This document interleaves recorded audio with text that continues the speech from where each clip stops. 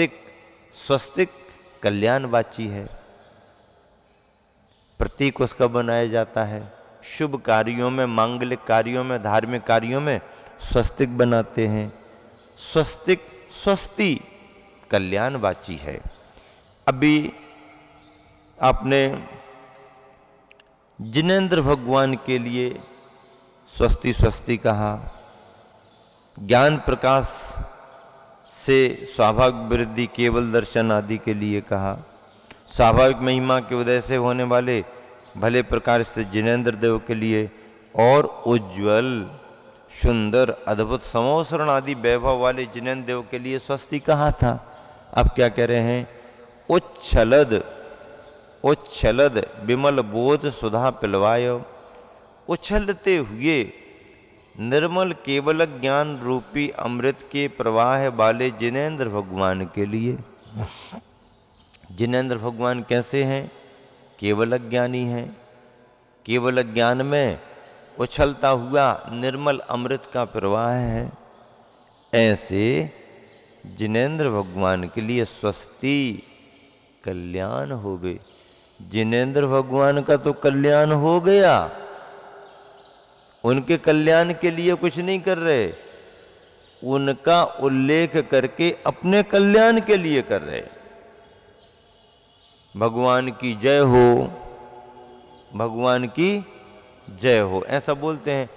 अब भगवान की तो जय हो ही चुकी, अब तुम्हारे कहने नहीं कहने से क्या होता? तुमने कह दिया तो जय हो जाएगी उनकी, और नहीं कहोगे तो आपको उनकी जय में कोई कमी आ जाएगी? नहीं, उनकी तो जय हो गई, विजय हो गई, सब हो गया। फिर भगवान की जय क्यों बोलते? जिनकी जय हो चुकी है उनकी जय बोलने से हमारे लिए भी विजय का रास्ता खुलता है, इसलिए हम जीतने वालों की जय बोलते हैं। स्वभाव प्रभाव विभास काय, स्वभाव और प्रभाव के प्रकाशक, स्वभाव के प्रकाशक और प्रभाव के भी प्रकाशक भगवान हैं, उनका ज्ञान है। क्यों है? क्योंकि जब तक दोषों के दुष्परिणाम न बताए जाएं, तब तक गुणों के सफल परिणामों से हमारा मन नहीं जुड़ता। इसलिए भगवान की वाणी में गुणों का भी कथन है, दोषों का भी कथन है। बिन जाने ते दोष गुणन को कैसे तजिए गहिए। दोषों की जानकारी नहीं होगी तो उनसे बचेंगे कैसे, और गुणों की जानकारी नहीं होगी तो उनसे जुड़ेंगे कैसे? जानकारी होना जरूरी है। इसलिए भगवान की वाणी में सम्यक दर्शन का भी महत्व बतलाया है और मिथ्या दर्शन का भी दुष्परिणाम बतलाया है। सम्यक ज्ञान का भी महत्व बतलाया है तो अज्ञान का भी एक तरह से प्रभाव बतलाया है। संयम चारित्र का प्रभाव बतलाया है तो असंयम अविरति का भी दुष्परिणाम बतलाया है। स्वस्ति त्रिलोक विततै की चिदुद गमायो। क्या क्या लिखा है? त्रिलोक विततै की चिदुद गमायो, ज्ञान की अपेक्षा तीनों लोकों में व्याप्त। ज्ञान तीनों लोकों में फैला है, तो ज्ञान की अपेक्षा तीनों लोकों में व्याप्त एकमात्र चैतन्य को प्रकट करने वाले जिनेंद्र भगवान के लिए स्वस्ति, जय हो, उनकी जय हो, उनका शासन आनंदमयी हो। तीनों लोकों में ज्ञान फैल सकता है, एक ही व्यक्ति तो तीनों लोकों में नहीं फैल सकता है ज्ञान। और त्रिकाल सकलायत विस्तृतायो, त्रिकालवर्ती सर्व पदार्थों में ज्ञान के द्वारा फैले हुए जिनेंद्र देव के लिए स्वस्ति, कल्याण होवे। पूजा की प्रतिज्ञा कर रहे हैं और क्या भाव भा रहे हैं? स्वस्ति हो, स्वस्ति हो, स्वस्ति हो, आनंददायी हो, आनंददायी हो। आनंददायी हो, कल्याणकारी हो, कल्याणकारी हो, कल्याणकारी हो। ये मंगलमय भाव भाए जाते हैं, मंगलमय भावों का प्रभाव होता है। भगवान की पूजा अर्चना शुभ भावों से की जाती है। किन भावों से की जाती है? कसाय से होती है क्या? क्लेश से होती है क्या? विकल्पों से होती है क्या? नहीं। यदि कोई कसाय क्लेश विकल्पों के साथ करेगा तो बाहर से लगेगा कि पूजा हो रही है, लेकिन अंदर तो आर्त रौद्र परिणाम चल रहे हैं। अंदर आर्त रौद्र परिणाम चलें तो बाहर की तुम्हारी पूजा भी तुम्हारा कल्याण नहीं करा पाएगी, अकल्याण का कारण तो नहीं बनेगी, क्योंकि कार्य तो शुभ है। यदि तुम्हारे परिणाम पूजा में नहीं लग पाए, विकल्प नहीं छूट पाए, आर्तरौद्र परिणाम भी आ गए, तो वो पूजा तुम्हें अकल्याण में ढकेल देगी, ऐसा तो नहीं होगा।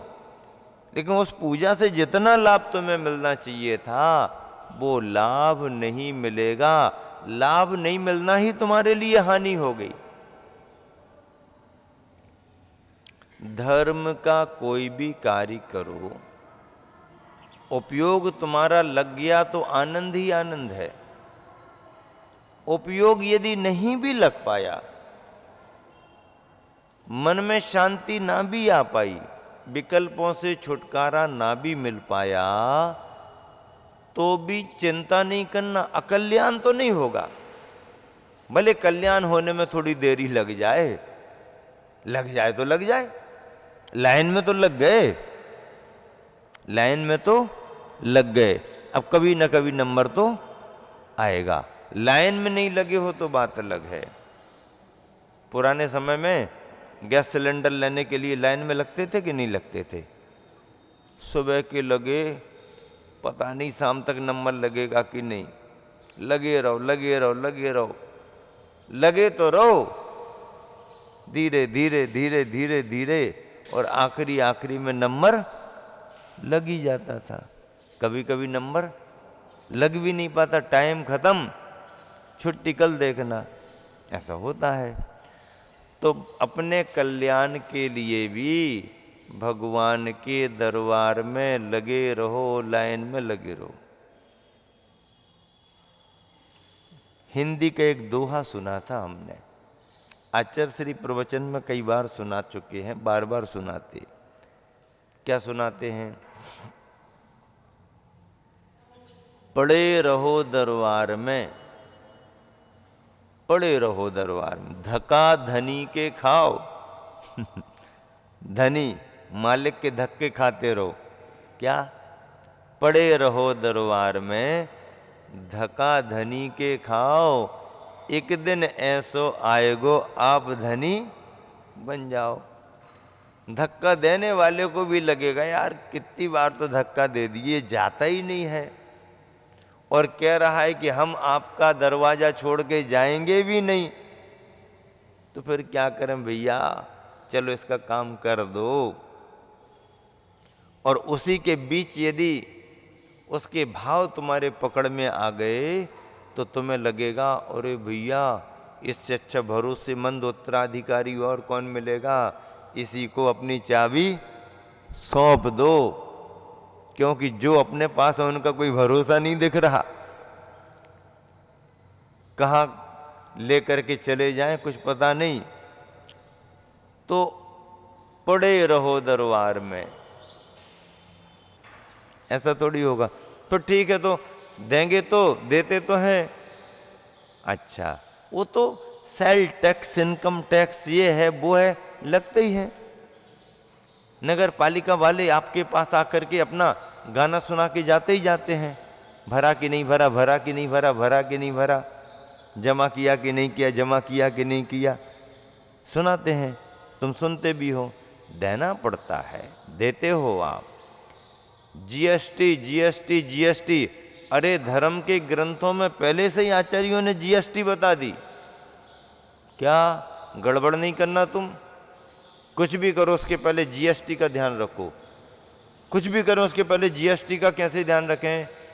आचार्य श्री ने अर्थ बताया, जी से आप गौमठ सार समझो।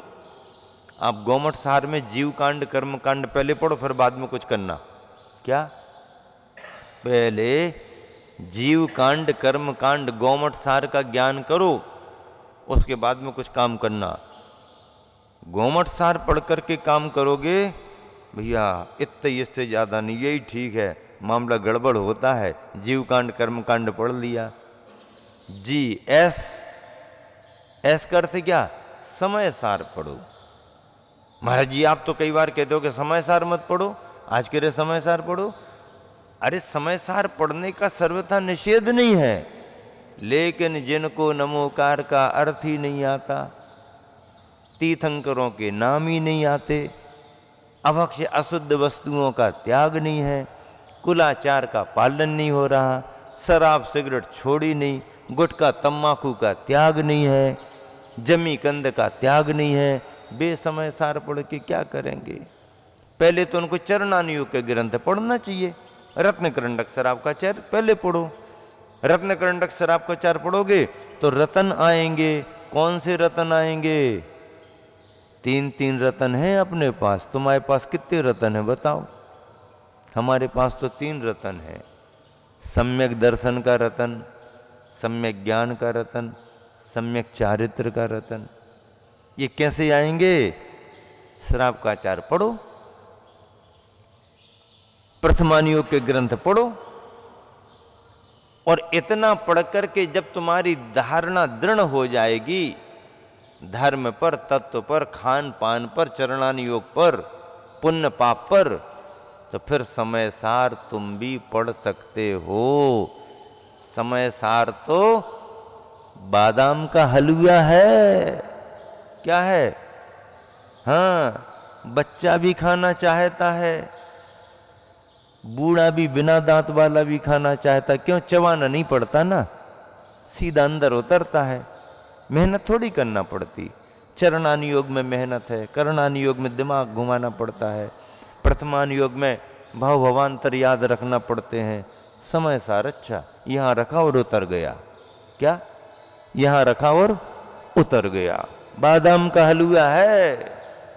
हाँ, खाते समय पता नहीं पड़ता है, लेकिन यदि खाने के बाद पचा नहीं पाए तो फिर पता पड़ता है कि मामला क्या है।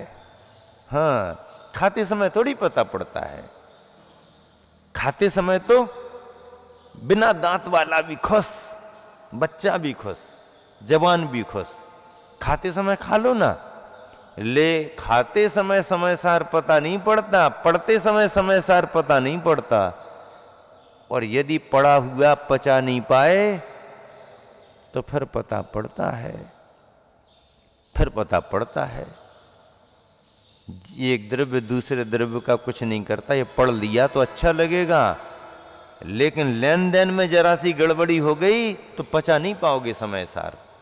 उते तो शराब का चार ही संभालेगा तुम्हारे लिए कि भैया लड़ाई झगड़ा मत करो। लड़ाई झगड़ा किया था तो ऐसा फल मिला था, प्रथमानुयोग बताएगा, समय सार थोड़ी बताएगा। तो समय सार पढ़ना तो अच्छा है, लेकिन पचा लो तो अच्छा है। और पचाने की भूमिका कपड़ा वालों की नहीं है, पढ़ने की भूमिका कपड़े वाले फिर भी बना सकते हैं। पचाने की भूमिका तो निर्ग्रंथ मुनियों को ही संभव है। उन्हीं ने इतना संयम लिया है कि बादाम के हलवे को वही पचा पाएंगे। यदि लीवर तुम्हारा कमजोर है, पाचन तंत्र ठीक नहीं है, तो दाल का पानी पियो, दलिया खाओ, खिचड़ी खा लो। रोज दाल वाफले खाओगे, बाटियां खाओगे तो बीमार पड़ जाओगे। क्या? हाँ, माल मलाई रोज नहीं चलती है, लगती तो अच्छी है। डॉक्टरों के यहां पर जाएगा फिर पैसा तुम्हारा। दान में लगा तो लगा, नहीं तो डॉक्टर तो बैठे ही हैं लेने के लिए। सफेद ड्रेस वाले ले जाएंगे तुम्हारा सब, और दे ही रहे हो। भोजन थोड़ा सा और दवाइयाँ इतनी सारी। सफेद ड्रेस डॉक्टर से बच गए, मेडिकल से बच गए, तो फिर खाकी ड्रेस में चला जाएगा। फंस गए कहीं पुलिस के चक्कर में तो बंडल के बंडल बिना बताए, वहां किसी को बताया थोड़ी जाता। बोली तो हमने ली है, माइक पर 50 बार अनाउंस करो, पूरे गांव में छपवा दो पर्चा, क्योंकि हमने ली है। और उनके लिए खाकी ड्रेस वालों को कितना कब दे दिया, एसपी कलेक्टर के यहाँ कितना चला गया। अंदर से ऊपर से नहीं देते हैं, अंदर से देते हैं। और दोनों ड्रेसों से बचा तो काली ड्रेस के चक्कर में वकीलों के कोर्ट कचहरी में चला गया। 3 ड्रेसों में खर्च हो रहा है। 3 ड्रेसों के खर्चे से अपने पैसे को बचाना, तो बिना ड्रेस वालों की बातों पर विश्वास करो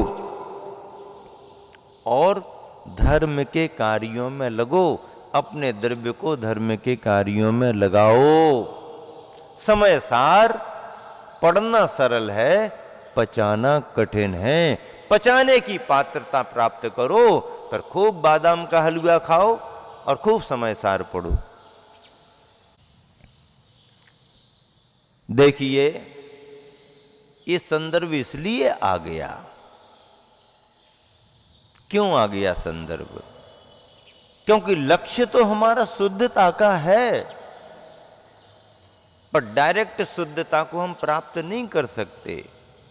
शुद्धता को तो परिपाटी क्रम से ही प्राप्त करना पड़ेगा। और शुद्धता को पाने का माध्यम शुभ है। शुभ हमारा शाश्वत उद्देश्य नहीं है, तात्कालिक उद्देश्य है। शाश्वत उद्देश्य तो हमारा शुद्धता को प्राप्त करना है, लेकिन वह शुद्धता बिना शुभ के माध्यम से प्राप्त नहीं हो सकती। शुभ दोनों तरफ काम करता है, अशुभ से बचाता है और शुद्ध की ओर मार्ग प्रशस्त करता है। अशुभ जो है, अशुभ से कौन बचाता है? शुभ बचाता है। शुभ भाव, शुभ कार्य अशुभ से बचाते हैं और शुद्धता का मार्ग प्रशस्त करते हैं। शुभोपयोग से डायरेक्ट मोक्ष नहीं है, केवल ज्ञान नहीं है। केवल ज्ञान तो शुद्धोपयोग से है, शुक्ल ध्यान से है। लेकिन उस शुक्ल ध्यान के लिए, शुद्धोपयोग के लिए शुभ परिणाम परंपरा से कारण बनते हैं।